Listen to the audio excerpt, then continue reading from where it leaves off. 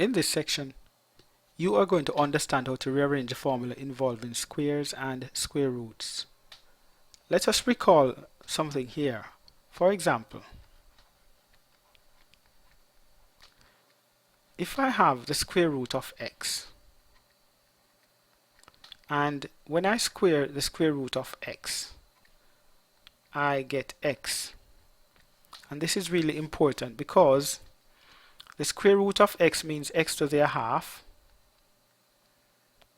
And if I square x to the half, and by the power rule of indices, here I would have x, and you multiply 2 times a half there, and you get just over 2 or 1. So we just get x to the 1 or just x.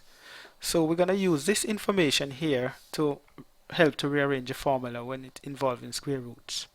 So on the left hand side, where I have here x over the root of x over 2, I'm going to have to square the left hand side here and also the right hand side. So the root of x over 2 all squared is equal to a squared.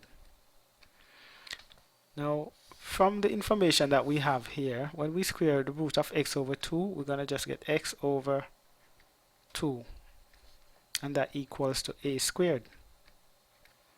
How can we get x? Well, by multiplying both sides by 2, we get x equals to 2a squared. So we have now rearranged the formula for x, because this 2 here cancel out, so we just have x. Okay, here's a practice question. Press pause and have a go. Okay, so here's a question. Press pause and have a go. When you're ready, press play for the answer. So we square the left hand side and the right hand side. When we square the left hand side, we get x squared plus a squared equals b squared on the right hand side. We need to get x squared, so we take a squared both sides.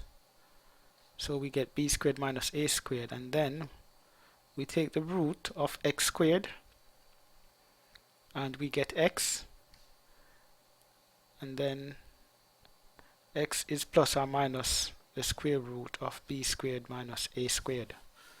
Thank you for listening, and I hope you do understand how to rearrange a formula.